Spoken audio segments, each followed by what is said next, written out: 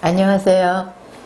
사기암을 자연치유하고 있는 지혜와 성실입니다. 제가 앞에 멘트를 좀 바꿨어요. 네이버 블로그 운영하는 거 그거 네이버만 하는 게 아니고 유튜브도 하고 있으니까 그냥 멘트를 바꿔서 사기암을 자연치유하고 있는 이렇게로 바꿨습니다. 근데 제가 사기암 자연치유를 하면서 제 경험을 나누다 보니까 저한테 뭘 배우러 오시는 분들이 굉장히 많아요. 근데 이걸 이제 상담을 해드리면서 이렇게 제가 오히려 많이 배우고 느끼고 또 그분들하고 얘기하면서 많이 느끼는 게 있거든요. 그래서 이런 부분에서 좀 제 경험, 상담하면서 느끼는 경험도 여러분들에게 좀 도움이 되지 않을까 이런 생각을 합니다.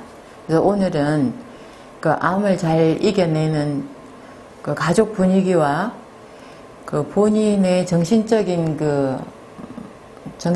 부분, 성격이나 이걸 좀 바꿔야 되는 부분, 이런 거에 대해서 좀 말씀을 드렸으면 좋겠습니다.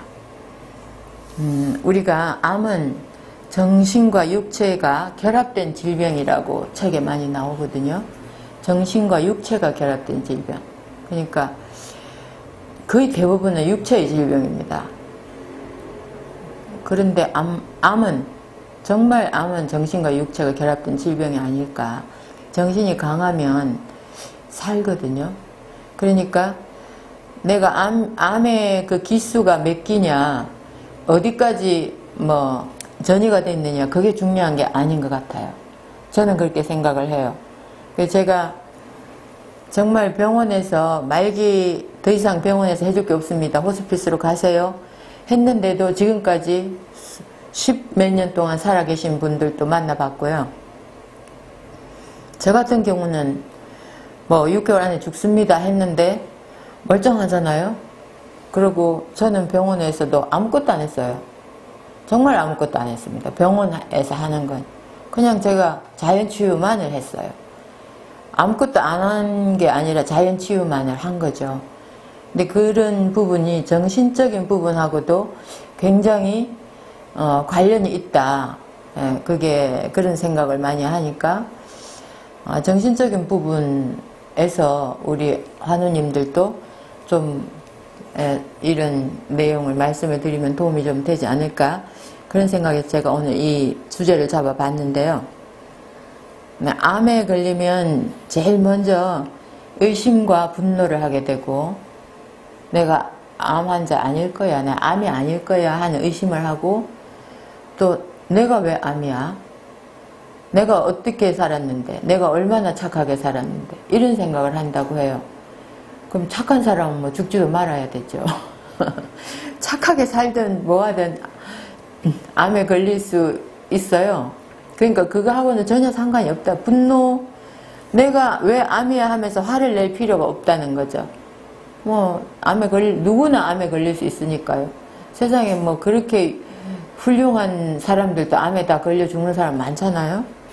그리고 걱정, 미움, 두려움, 이런 게 전부 암 환자에게 나타나는 복합적인 감정이라고 하거든요. 근데 이게 의심, 분노, 걱정, 미움, 두려움, 이런 게 전부 부정적인 감정입니다. 부정적인 감정은 분명히 어떤 질병에든 좋을 게 없죠. 그래서 한편으로 저는 암이 차라리 낫다. 어차피 병에 걸릴 거라면. 왜 그런 생각을 했느냐면, 제가 그전에 저는 교육대학원을 졸업했는데, 교육대학원은 주로 선생님들이 많아요.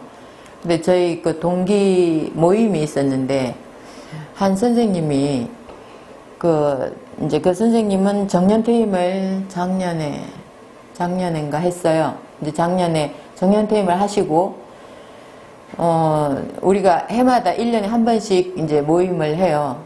대학원 동기 모임을 하는데, 그 선생님이 제주도 가서 한 달 동안 살다가 올 거다. 그러면서 그동안 이제 여행도 못하고 했으니까, 정년퇴임을 했으니까 좀 놀겠다. 그 생각을 하시고, 제주도에 올 사람 와라. 집을 얻어놨다. 그러니까 같이 놀자.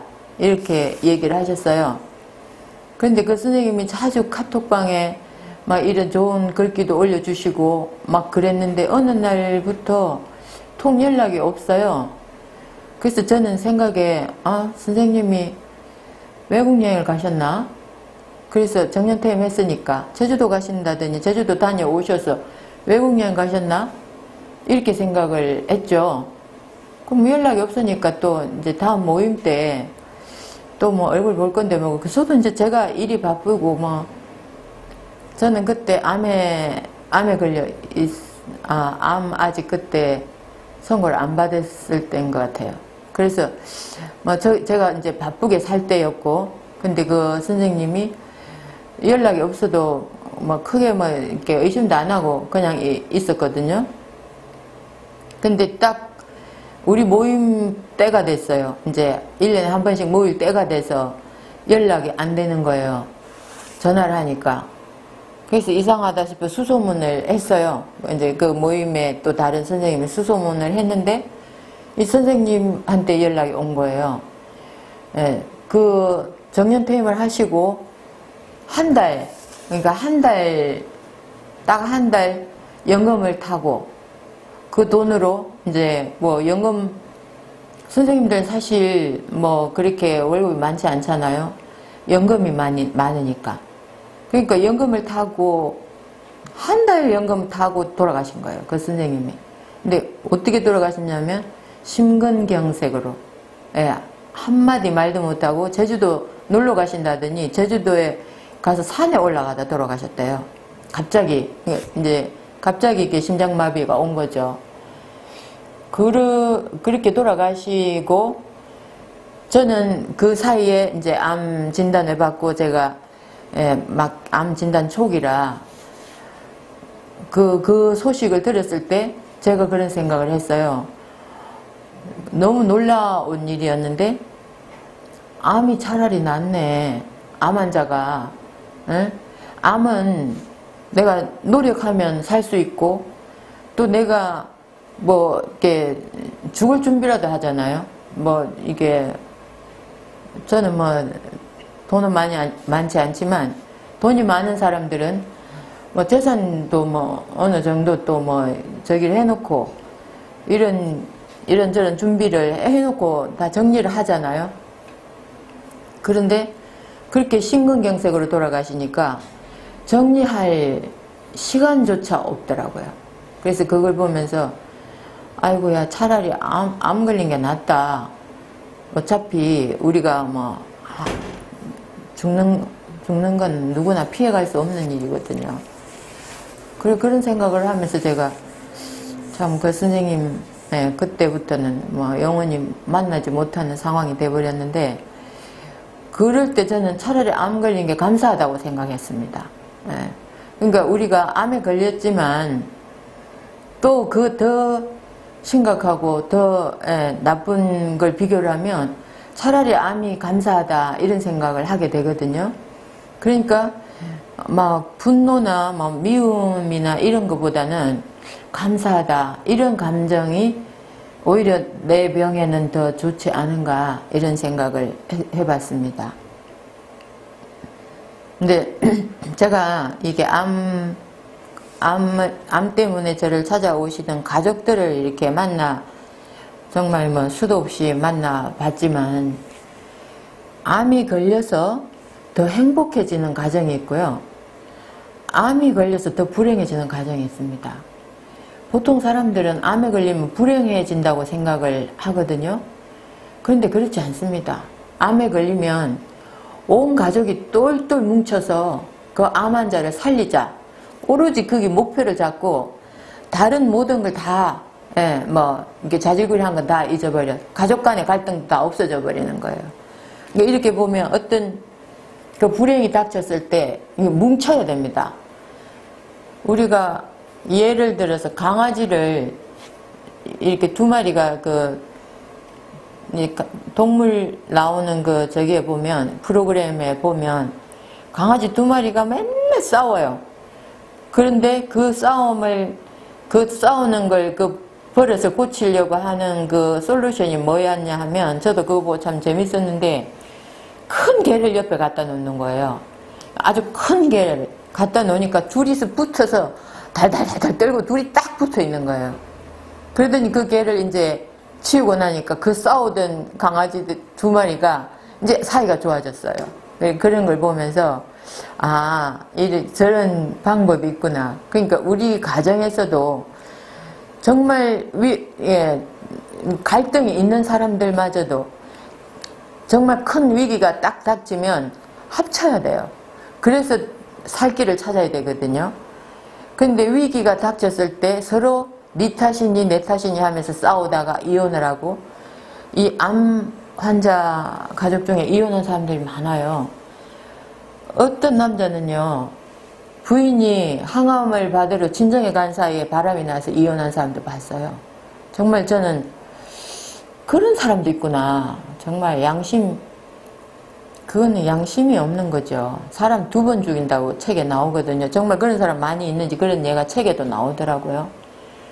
그리고 어떤 분은 아내가 재발됐다고 하니까 어떻게 해서든 괜찮을 거야, 고쳐보자, 이렇게 말이 나가야 되는데, 당신 죽으면 내 밥은 누가 해주냐?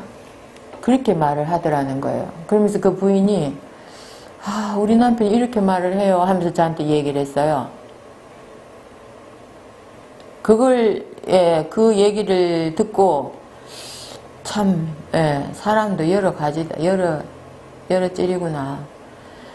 정말 심각한 사람한테 먼저 이 마음을 어루만져 줄 생각을 못하는 그런 사람들도 많다. 가족 중에 그런 생각을 했습니다. 그러니까 그런 게 참, 가족이 정말 위기는 내 아내가 암에 걸렸다, 내 남편이 암에 걸렸다 그러면 그 사람을 빨리 살리는 게 제일 중요한 일이거든요. 그러니까 뭐가 가장 중요하고 뭐가 가장 시급한 일인지 그거에 대한 인식이 안 되는 사람들이 있다는 거죠. 그래서 그런 거에 대해서 가족도 생각해 볼 필요가 있고 환자도 생각해 볼 필요가 있습니다. 제가 암에 걸렸을 때 제 남편이 그랬어요. 저한테, 당신이 암에 걸린 건 나 때문이다. 내가 당신을 너무 그동안 너무 속을 많이 썩여서 당신이 암에 걸린 것 같아. 이렇게 얘기를 했었어요. 그러면서 내가 당신을 고치기 위해 최선을 다해보마. 최선을 다하겠다. 용서를 해달라. 근데 사실 저도 뭐 속 많이 안 썩고 사는 사람은 사실 별로 없어요. 뭐 아파트 101호, 201호 문 열어보면 다 똑같다고 그런 우스갯말이 있는데 거의 비슷합니다. 그 속 썩이고 살지요. 그러면서 정말 이혼을 안 해서 이혼하는 사람이 이혼을 꼭 해야 될 상황이어서 이혼하는 게 아니라 못 참는 사람이 이혼하고, 이혼할 상황이어도 참는 사람은 산다고 하잖아요. 그렇게 거의 대부분은 이혼할 상황이 위기가 닥쳐도 참고 살아요.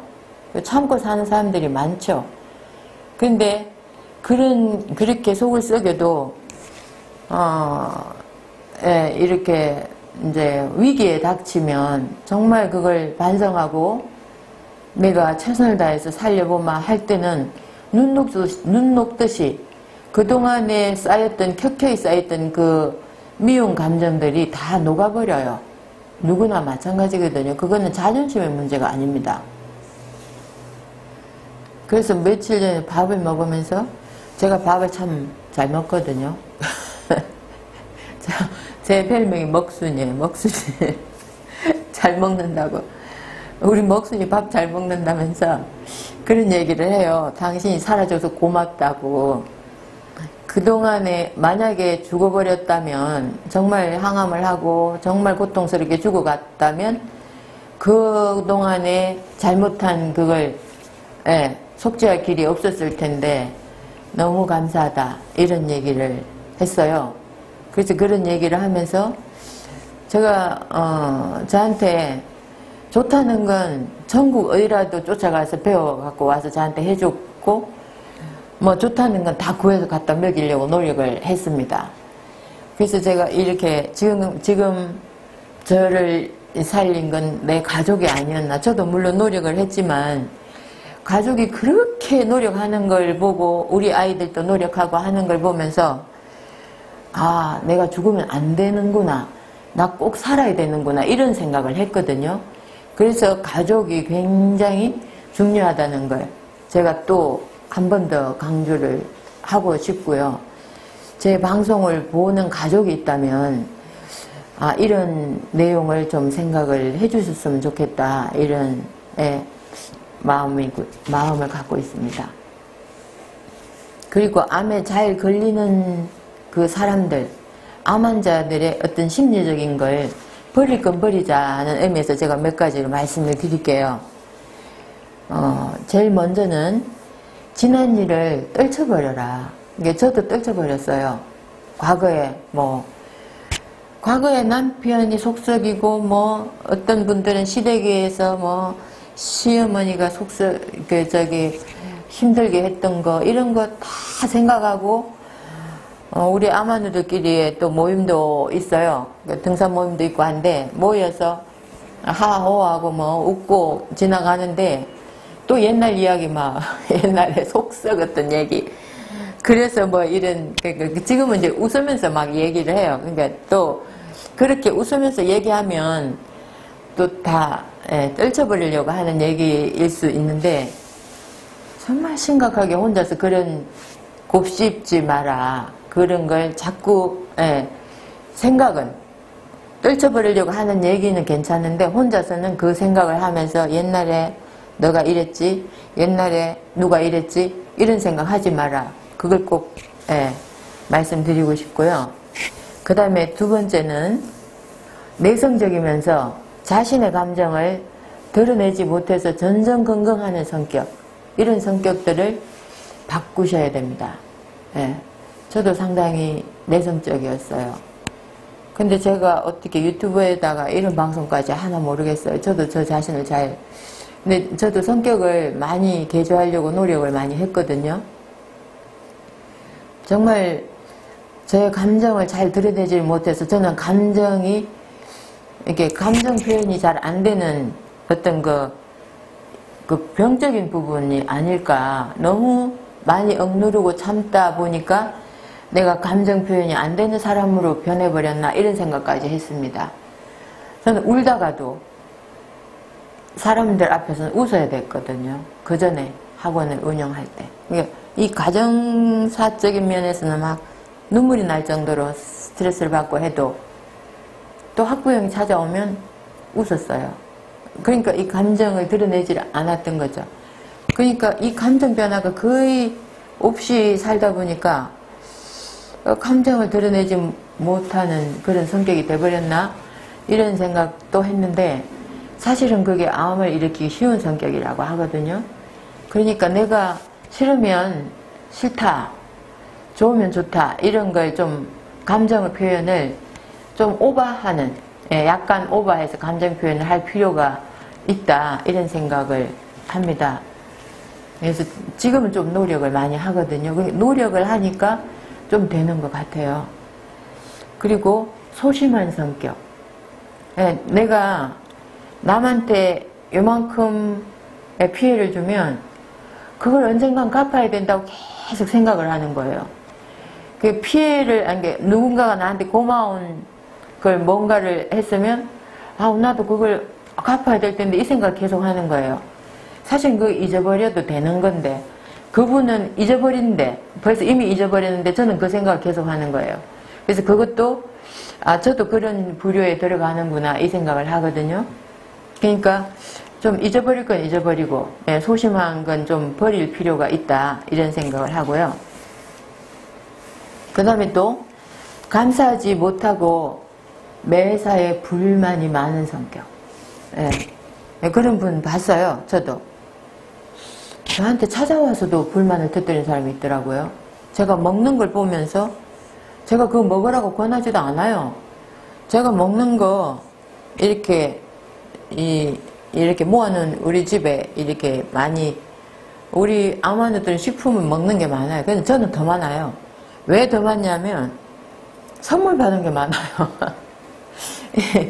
이게 뭐 이 유튜브나 블로그나 이걸 하다 보면 사람들이 또 이걸 먹어보고 좋으면 좀 홍보해달라고 주는 것도 있고, 이게 무료로 또 뭐 고맙다고 주시는 것도 있고, 막 이렇게 줘서 그것도 버리지 못하잖아요. 이게 다 이렇게 모아놨는데, 이거 사진을 찍어 한 사람도 있고요. 나는 이거 암 걸리기 전에 먹었는데, 이거 지금 나 안 걸렸는데, 이거 별로 효과 없던데? 이러면서 막 이렇게 와서, 그렇게 말하는 분도 봤어요. 내가 그거 먹으라고 얘기도 안 했는데, 내가 먹고 있는 거 보면서. 그러니까 매사에, 저런 분은 매사에 불만을 가지고 있겠구나. 그런 생각을 들면서, 저분은 암이 낫겠나? 걱정이 되더라고요. 근데 그렇게 감사하지 못하고 그냥 매사에 막 모든 게 불만인 그런 사람이 있어요.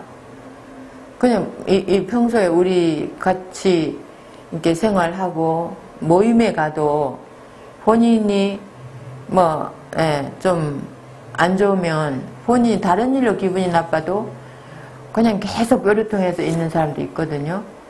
그런 건 좀, 이 본인의 건강에 좋지 않겠다 이런 생각이 들고요.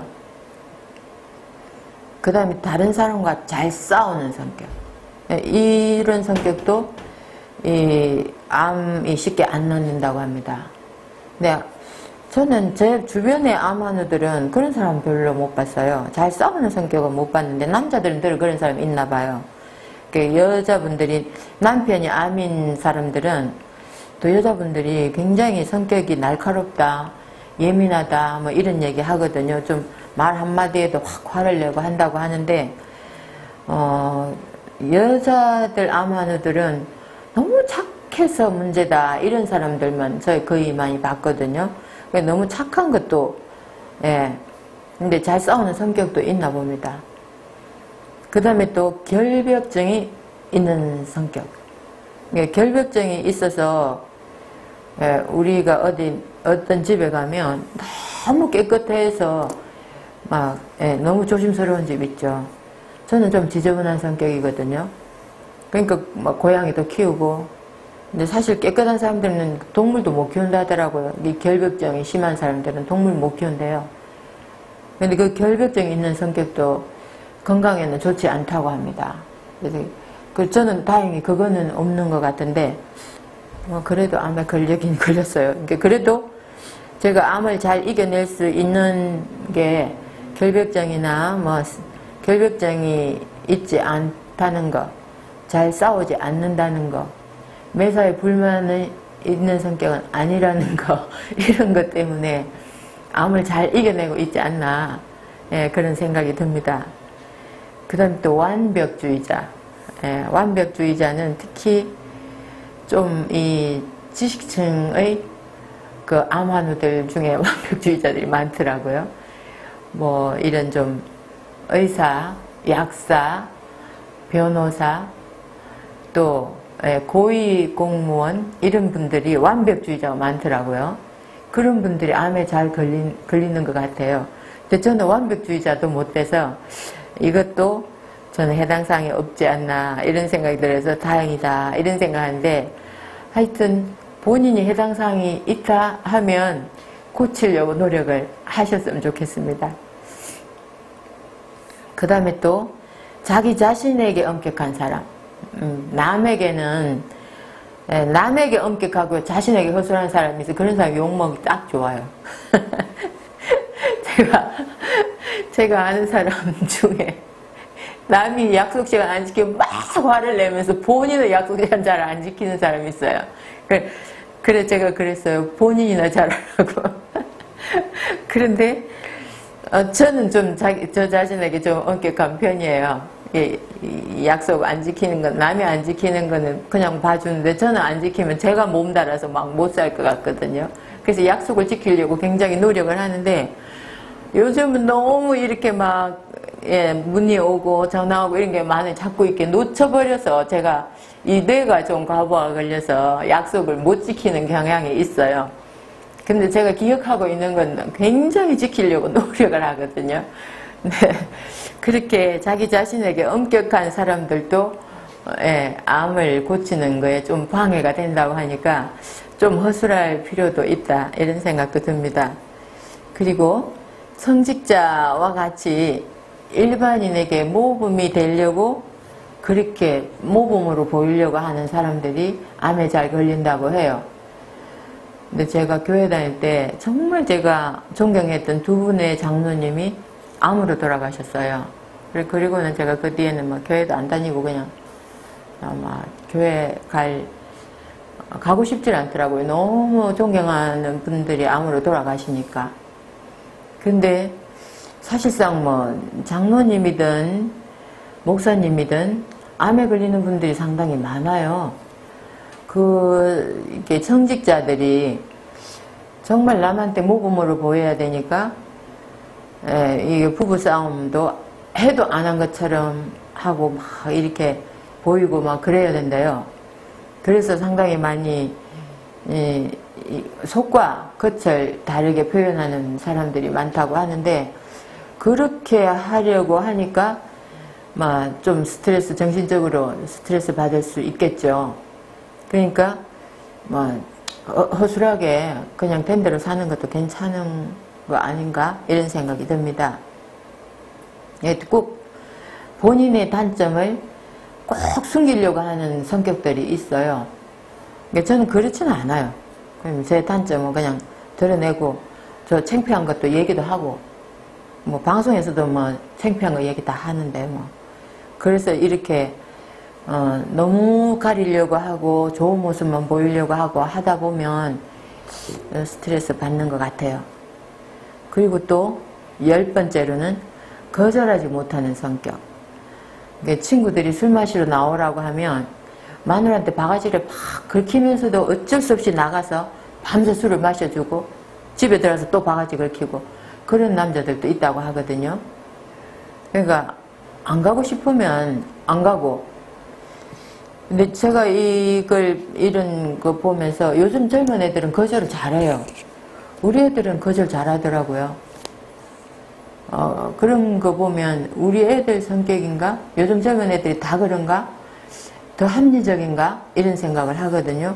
사실 우리 나이 세대, 우리 세대들은 친구 간에 친척 간에도 내가 하기 싫어도 거절하지 못하고 그냥 성낙을 하고 하는 경우가 많았는데 지금 애들은 안 그래요.